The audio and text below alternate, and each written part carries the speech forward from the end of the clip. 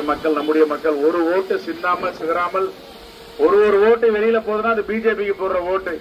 இந்த தலைமுறையும் அழிப்பதற்கு தயாராக இருக்கார்கள், அடுத்த தலைமுறையும் வளராம தடுப்பதற்கு தயாரா இருக்காங்க.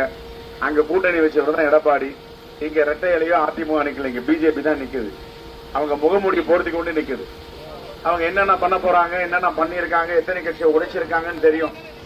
ஒரு கட்சி அப்பா கிட்ட முரண்பட்டு அப்பா கட்சியை உடைச்சவர், ஒரு கட்சி சித்தி கிட்ட முரண்பட்டு சித்திக்கு நம்பிக்கை வீரர்களா இருந்து சித்தியை விட்டு வெளியே வந்தவர், இன்னொருத்தர் சைக்கிளை தூக்கிக்கின்னு சுத்திட்டு இருக்காரு. இவர்களெல்லாம் முரண்பட்ட கூட்டணி.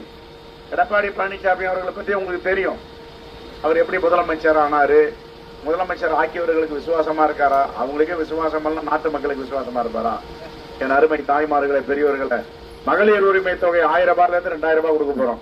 8000 ரூபாய் கூப்பன். அனைவரும் கை சின்னத்தில் வாக்களிக்க வேண்டும் என்று உங்களுடைய பொறுப்பாளர்களை தொட்டு வணங்கி விடைபெறுகிறோம். மருத்துவர்கள் கை சின்னம், மருத்துவர்கள் கை சின்னம் நேரம் இல்லை.